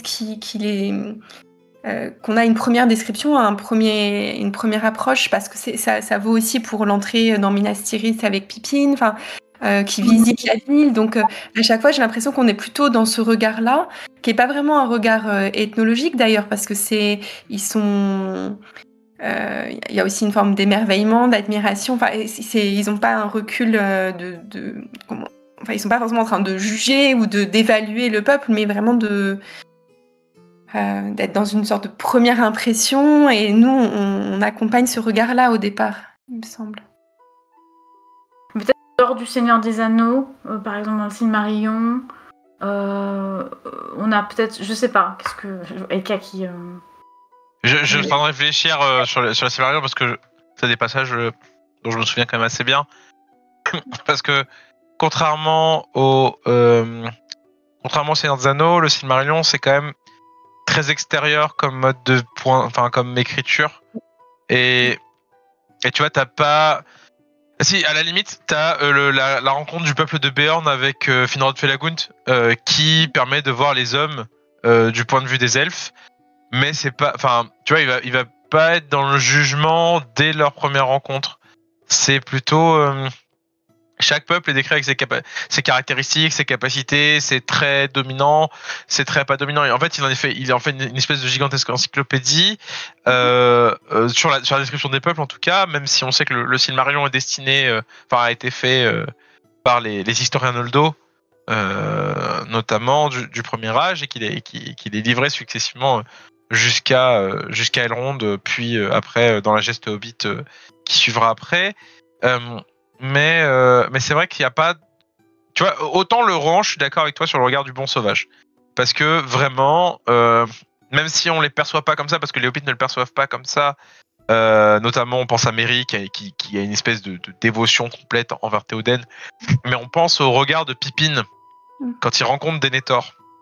Et qui dit en fait Théoden, comparé à Denethor, c'est un bouseux.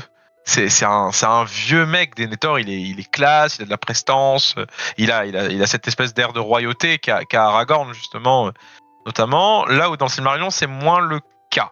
Après, je peux me tromper, etc. Mais t'as pas cette idée de peuple qui serait forcément diminué par l'écriture.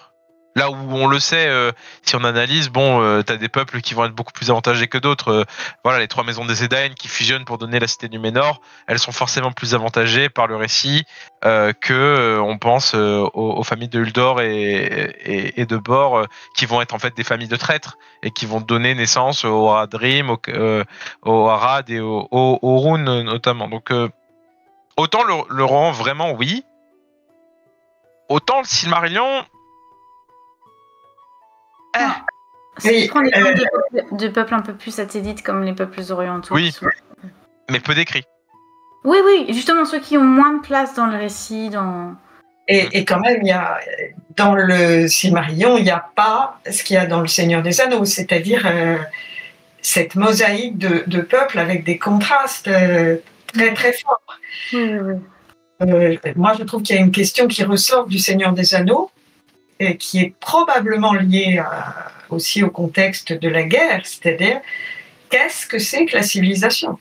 Parce que il y a des écarts de civilisation qui sont effectivement vus sous un regard qui change, qui est tantôt valorisé, tantôt dévalorisé. Il y a une forme de snobisme des gens de Gondor par rapport à ceux de Rohan, etc.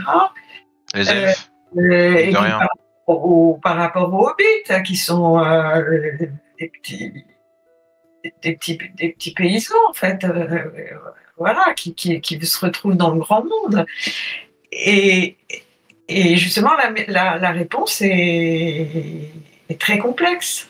Et ça renvoie le lecteur à lui-même, quoi. C'est le propre point de vue qu'il doit avoir. Mais c'est vrai que s'agissant du Rohan, et de la Germanie, il y a aussi quelque chose qui est, par rapport aux Romains, qui est assez proche, c'est cette situation des gens de Rohan qui sont des féaux, hein, par rapport aux gens de Gondor. Ils sont issus d'un peuple inférieur. Des peuples germains par rapport aux Romains, là, qui faisaient des traités, qui étaient à leur service, qui étaient donc une relation effectivement très, très complexe, hein, qu'on retrouve. D'ailleurs, on pourrait pas se demander si Théoden, en fait, il a pas cet air un peu auguste, même si c'est sur le déclin, que parce qu'il a grandi au Gondor. Ah. Non, je trouve que ça serait un peu excessif.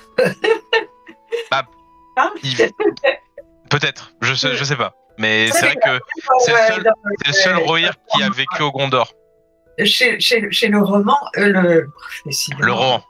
Le Rohan, il y a quand même la construction du palais, tout ça, ça a une grandeur propre. Leur rite funéraire, voilà, non, c'est quand même une belle situation. La gorge de Helm, enfin, il y a aussi un passé avec des héros, avec une histoire, des constructions, des ruines, donc. Même Gimli en est très surpris en soi. Enfin, il pensait pas que, enfin, il trouve juste que c'est mal pour les Rohirrim de déconsidérer les cavernes d'Aglarond en disant c'est des gorges, c'est un gouffre. Alors non, alors c'est une pure merveille, enfin, ce qu'ils ont sous les doigts. Parce que justement, il y a assez peu de descriptions négatives des Rohirrim, de la même manière qu'il y a, finalement, quand on lit la Germanie tacite, il y a assez peu de descriptions. Bon, si des fois ils ont l'air d'être un peu rustos, mais Ils ont quand même beaucoup de qualités qui sont les qualités fondamentales de l'être humain pour Tacite chez les Germains. Donc, justement, c'est une façon de décrire la moralité telle qu'elle devrait être dans son état naturel, sans les fameuses... Voilà.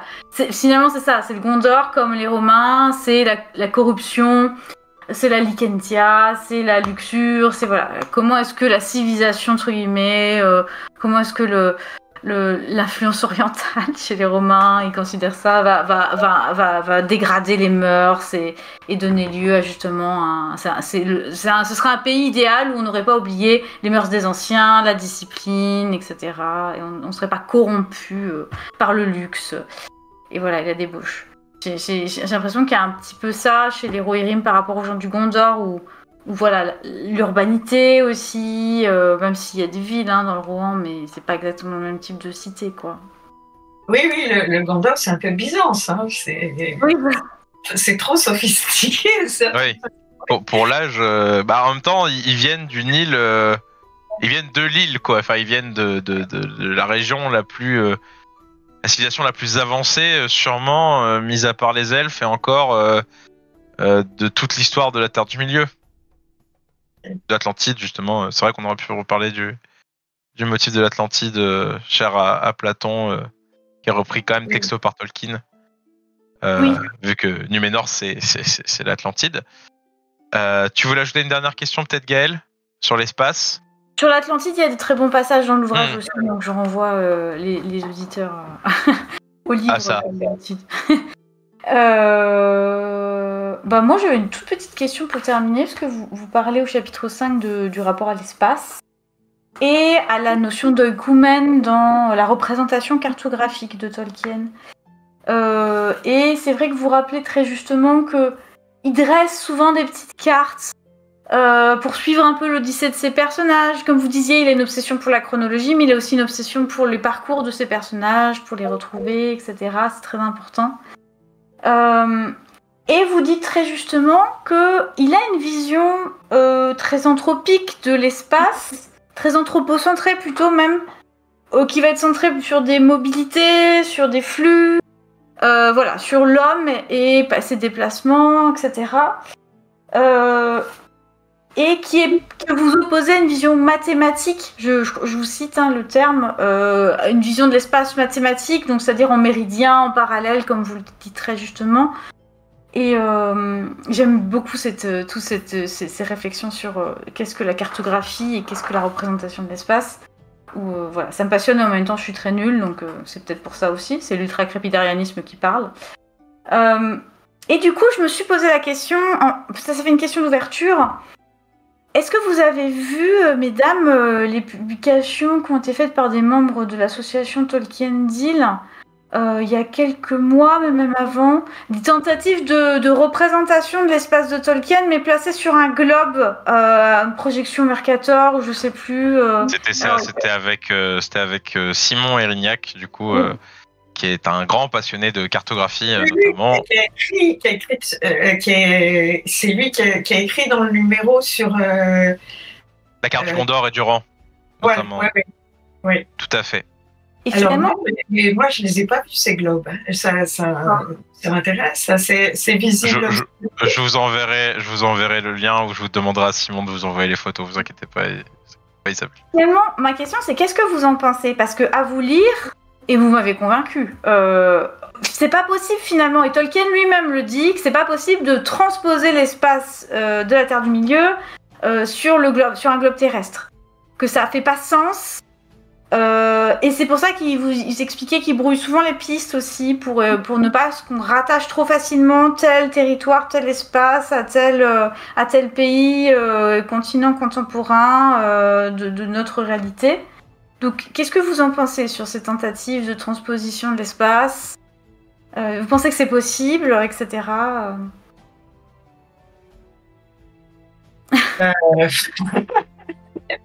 On colle. Désolée encore. On n'a pas vu les globes, alors c'est peut-être parfait. Oui. Attendez, je demande en régie si on peut pas les trouver. C'est un travail fantastique, hein. Il faut juste que je rappelle que je prévienne quelqu'un que je peux pas lui parler.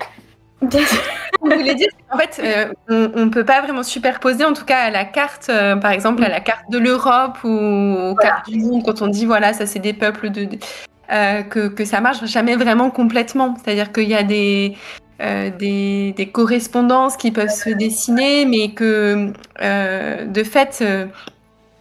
il y a vraiment une volonté de sa part. Hein. C'est ce que, d'ailleurs, toujours de dire, on peut faire une lecture allégorique de mon œuvre, on peut faire une lecture référentielle en disant ça, c'est le référent de telle ou telle image, de tel personnage, de tel lieu. Donc ça, c'est très, très important, je pense, mais on n'a pas vu les globes, donc on peut pas.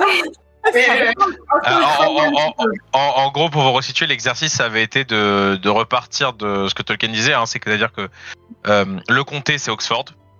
Ça se situerait probablement à la latitude d'Oxford. Donc en gros, l'exercice, c'est on mettait donc sur une projection Mercator, donc sur un planisphère, le comté à la place d'Oxford dans la région anglaise, et on voyait du coup la projection cartographie de la Terre du Milieu, qui en fait est extrêmement réduite par rapport à l'ensemble de notre globe. Là, en fait, ce qu'on montrait, c'est que les globes, qui sont des produits marketing, où en fait on étalait la carte de la Terre du Milieu, notamment, c'est pas une bonne représentation, en tout cas qui ne respectait pas les travaux de Tolkien. Par contre, ce qui était intéressant, c'était que replacer la carte de la Terre du Milieu à partir de la longitude d'Oxford, ça permettait d'avoir des parallèles discutable, mais très drôle. Notamment, le Mordor se situerait en Grèce, notamment, tandis que le Rhône et le Harad vers la Turquie. En réalité, vers la Turquie, vers Istanbul. Le Rohan serait en France, etc. Et le Gondor, en fait, aurait été dans la mer Adriatique, hein, entre la Grèce et l'Italie, notamment. Le Gondor, Minas Tirith, le Gondor étant immensément plus vaste, et une partie du Gondor en fait se retrouverait sous les eaux de la Méditerranée.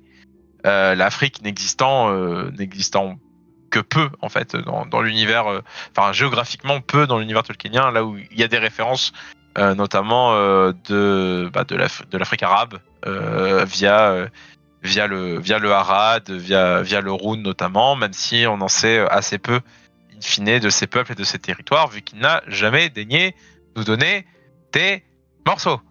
Oui. Ce qui est très frustrant, hein, qu'on soit d'accord.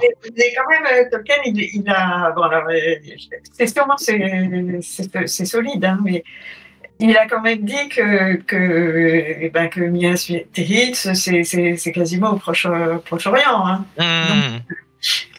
Donc lui, il voyait quand même une extension... il tirait quand même, hein, il étendait sa terre, au moins, oui, effectivement, il l'a dit, hein, jusqu'au Proche-Orient. Oui. Ouais. Oui. Mais finalement, est-ce que c'est pas une trahison de Tolkien de faire ça? C'est-à-dire que lui-même ne voulait pas? Peut-être que j'ai mal compris. Il ne voulait pas beaucoup de choses. Hein. On est quand même obligé de passer outre. Hein. C'est vrai. Oui, littéralement, un ouvrage comme Tolkien sur l'Antiquité, je pense qu'il aurait été content, mais est-ce qu'il l'aurait dit de fait? Je suis pas certain. Là, qu'est-ce que c'est que ces Françaises de la Renaissance là D'où elle parle de mon bouquin. Mon bouquin, c'est pas un sujet sérieux. Il n'y a pas de référence dedans. Faut pas chercher à midi à 14h. Oui, c'est bon. Hein. Oui, en même temps, lui, il le faisait bien en tant que médiéviste. Hein, donc, bon, c'est aussi autorisé. Voilà, tout à fait. Alors, si ça vous va, je vais vous prendre quelques questions du chat. On en a quelques-unes. Alors, tac. Et en cadeau, je vous mets dans le chat Discord le lien de l'article de Simon Erignac, du coup, sur l'histoire de la Terre du Milieu sur le globe, qui est assez rigolo. Du coup, je vous recommande la lecture. Alors, première question. On avait... alors, comment fait-on pour écrire un livre aussi approfondi à deux? Est-ce que le travail, c'est de la répartition de chapitres ou c'est chacun a son plan et on essaie de donner une direction simultanée? Ou est-ce que chacun dans son coin et puis on se regarde après on dit qui fait quoi? déjà, on avait commencé par un dialogue, donc on avait déjà quand même parlé dans ce festival. Et ensuite, on s'est vraiment rencontrés pour réfléchir à ce qu'on avait envie de dire, au plan, à la progression des chapitres. Et ensuite, effectivement, on a été première rédactrice pour certains chapitres. On s'est répartis, il y a 8 chapitres, on a été première rédactrice de 4 chapitres chacune, mais ensuite on a fait plein de navettes, donc on s'est relus pour continuer la discussion et puis voir comment, à partir de ce chapitre-là, où on pouvait avancer. Et comme on n'a pas écrit le livre en 5 minutes, on a un temps. Ça a aidé parce que on a écrit les chapitres progressivement. Donc quand on écrivait le suivant, on avait le précédent écrit par l'autre. Donc on avait tout bien en tête. Autre question, c'est est-ce que vous aviez connaissance...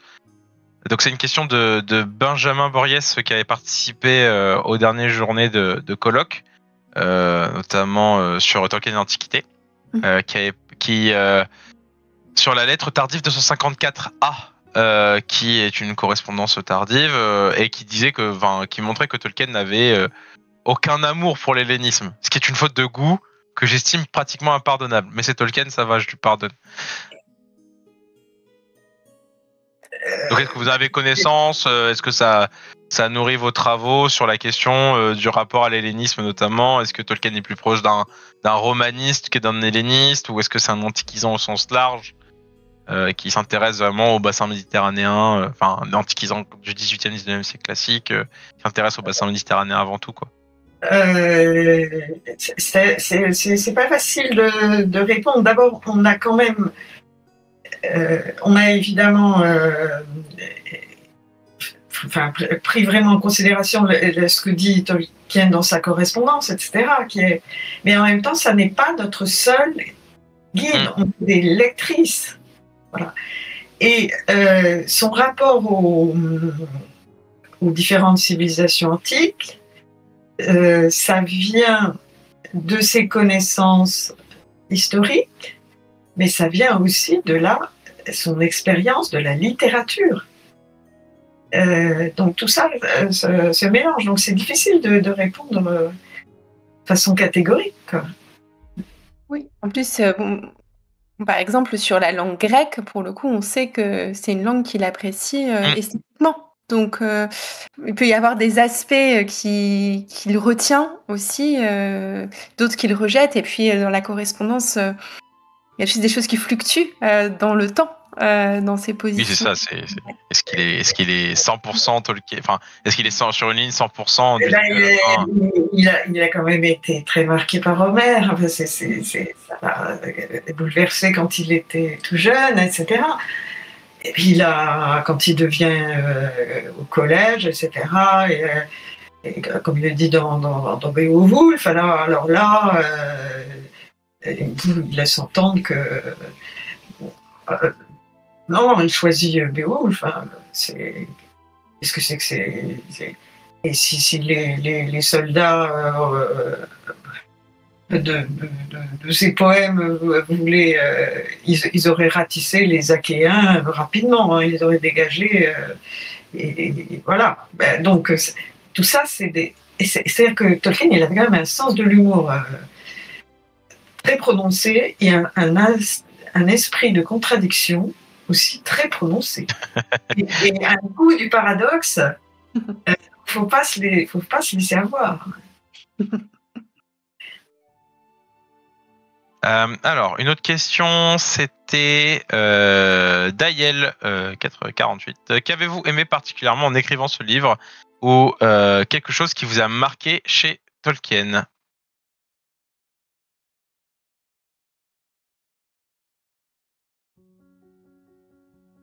C'est difficile parce qu'il y a beaucoup de choses qui m'ont marqué chez Tolkien. Alors, moi, je crois que ce que j'ai préféré travailler dans le livre, c'était la question de la nature. En fait, c'était le chapitre 6.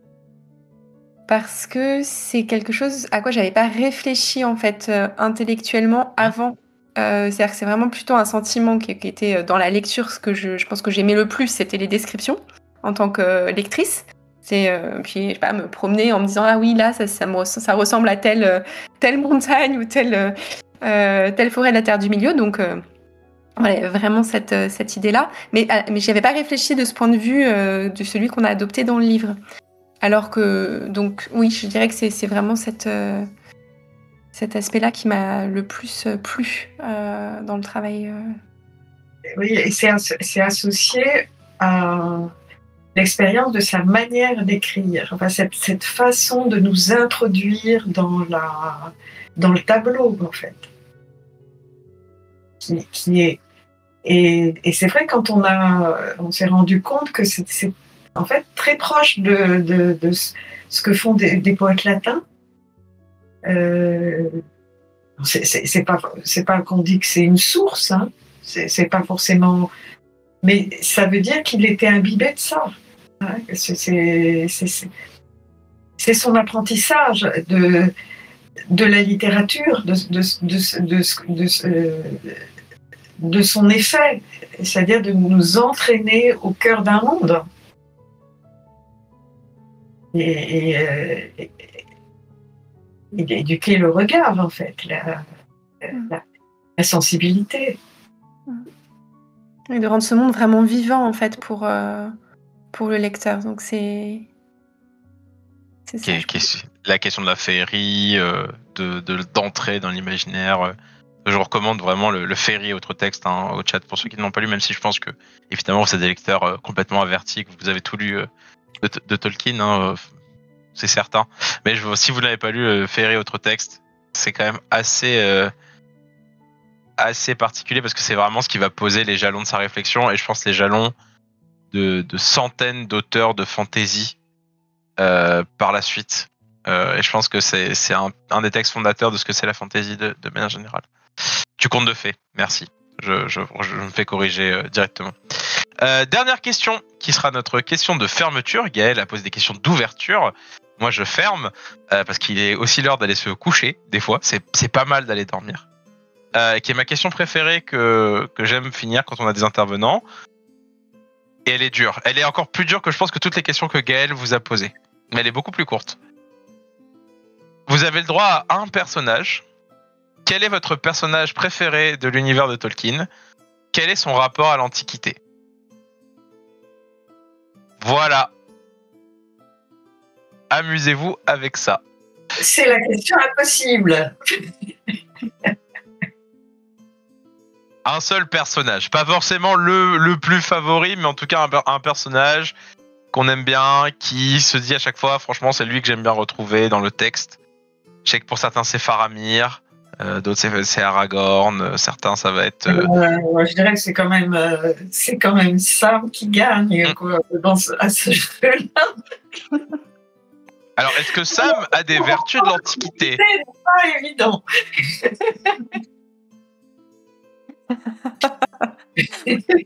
C'est pas le plus proche de l'Antiquité, Sam. Et n'est-ce pas l'incarnation de l'âge d'or ? En vrai, Sam. L'âge d'or grec, parce que le fameux âge d'or mythifié avec le retour de Saturne, qui fait repousser les plantes, qui permet. L'âge d'or dans Hésiode, les travaux les jours. Oui, les jours. C'est assez. Il est magnifié justement dans ce sens dans les dernières pages du livre. Oui, je pense que ça devrait être son. C'est le lien, oui. Ok, Sam pour Isabelle Pantin, très bien. Sandra. Ah, oui, voilà. Ouais, moi, c'est une question impossible. Mais je vais, si on n'est pas forcément sur les principaux personnages, je vais dire Éowyn. Ah ouais. Bon. Et elle a quand même quelque chose de l'Antiquité, parce qu'elle a un petit peu de Camille Reine des Volsques. Dans l'Énéide, elle a le côté un peu la vierge guerrière farouche, et donc il y a peut-être quelque chose qui Mais même si c'est un fil parmi beaucoup d'autres hein, pour ce personnage. Et Gaëlle, vu que c'est aussi ta première fois, donc tu comptes dans. Tu comptes aussi. Moi, je voulais dire juste que Eowyn, elle fait penser à Boudica un petit peu aussi. Oui, enfin, aussi. C'est ces femmes, c'est ces chefs. C'est pas vraiment une chef d'état-major parce qu'elle dirige pas d'armée, mais c'est quand même une femme guerrière qui va à l'encontre des codes et qui s'approprie des codes de la virilité guerrière, et notamment de la virilité équestre. Donc c'est pour ça que c'est des personnages intéressants. Du coup, moi j'ai pas réfléchi parce que moi je suis pas invitée, j'ai pas pensé à ça et c'est une question terrible. Et qu'est-ce que. Il faut dire son personnage préféré et son lien à la société, mais. Bon, mon personnage préféré c'est Sam, donc c'est un peu trop évident. Mais Sam, c'est un très bon chrétien, parmi les premiers chrétiens, je trouve, finalement. Parce que c'est pas le meilleur chrétien de tout l'ouvrage. Finalement, c'est un peu un modèle. Ah, c'est pas mal, oui, c'est vrai, c'est pas mal. Oui. Voilà, c'est un exemplum des débuts de la chrétienté. Plotin, il l'adorerait, je pense. Rose, il aimerait bien. Voilà. Je pense. Voilà, c'est un peu facile comme réponse parce que je m'inspire quand même pas mal de l'ouvrage. Mais oui. Anastasie, je te vois. Hein. Fëanor et l'Antiquité, c'est non. Ah oui. Fëanor, il est évoqué dans le livre, justement, parce que les autrices en parlent bien mieux que moi, mais voilà, c'est un personnage c'est héros tragique ambivalent, justement. C'est une grande blague, c'est que mon personnage préféré du légendaire, c'est Fëanor, et que du coup, tout moyen est bon pour me faire parler de Fëanor. Voilà, absolument tous les moyens sont bons. Je vous remercie, c'était passionnant. J'espère que ça vous a plu comme exercice. J'espère vous revoir prochainement. Ça sera très sympa, notamment sur un prochain ouvrage sur Tolkien. Gaëlle, moi je te retiens pour d'autres interventions. Ne t'inquiète pas, tu vas participer à d'autres trucs. Merci à tous et toutes. En termes de date, la semaine prochaine, nous avons un petit événement particulier qui est à fêter et à célébrer. C'est le Hobbit Day et c'est le double anniversaire de de Frodo et Bilbo qui sera fêté, nous l'espérons, dans toute la France parce que c'est un événement qu'il faut fêter dans toute la France. Si vous êtes en Bretagne, vous pouvez retrouver certains d'entre nous à Plestin-les-Grèves pour le festival des Terres de l'Unique, notamment. Est-ce que j'ai oublié de trucs? Il y a un autre festival, je crois, ce week-end, qui fait qu'on est présent, mais j'ai oublié le nom. Mérignac, merci. On est présent à Mérignac pour les Aliénales, notamment où on donnera des conférences. On a quelques conférences aussi à Plestin, mais sinon, pour ceux qui ont envie, sur notre Discord, on a les lieux de rassemblement. Pour les Parisiens, ce sera samedi prochain. On se retrouve en visu pour aller prendre un verre. Et sinon, on a quoi en sortie? Je ne sais même plus. Je crois qu'on a pas mal de sorties. On a le relié de Beren et Luthien. On va un nouveau Seigneur des Anneaux illustré chez Folio Society qui sort. On me dit attends. Oui, il y a beaucoup de choses. En fait, moi c'est ce que je dis souvent, c'est que Tolkien n'est jamais mort parce que la publication et la republication de ses titres occupent un temps immense de l'actualité éditoriale et française et anglo-saxon. Donc on a les lettres du Père Noël en poche. Je rappelle, c'est le meilleur cadeau de Noël que vous pouvez offrir à quelqu'un. De très loin. Reverendrum en poche aussi, qui est un des textes préférés de Adam Tolkien. Voilà, donc si vous voulez flex un peu et dire moi j'ai beaucoup aimé le texte d'Adam Tolkien. Ouais, je crois qu'il y a un Beren et Luthien aussi qui ressort. Voilà, donc l'actualité est pleine. Sur Tolkien Deal, on s'engage à continuer à vous faire des lives. Autre festival, il y a le Fandival aussi qui commence avec le prix Fandival, notamment en fin de mois d'octobre, où on va présenter du coup notre sélection, notamment la valse pour les grotesques, fin du mois d'octobre. Et puis voilà, et encore plein de belles choses. Donc je vous remercie toutes les trois, merci beaucoup. Merci au chat, c'était cool pour la reprise. À bientôt. Merci. Désolée, avant de... pour les gens de l'assaut, j'ai mis mon vrai nom là pour l'intervention, mais sur le Discord, je m'appelle Azinaria, voilà. C'est juste que je suis pas très pseudo. Mais voilà, pour me retrouver, je m'appelle Azinaria, voilà. Asinaria. Voilà. Ah non, je me suis trompée parce qu'il est 22h56, mais vous allez me trouver très facilement Azinaria, ça s'écrit facilement. Puis on remettra les liens sur la chaîne YouTube de toute façon et les pseudos. Voilà, bonne soirée. Merci. T'inquiète.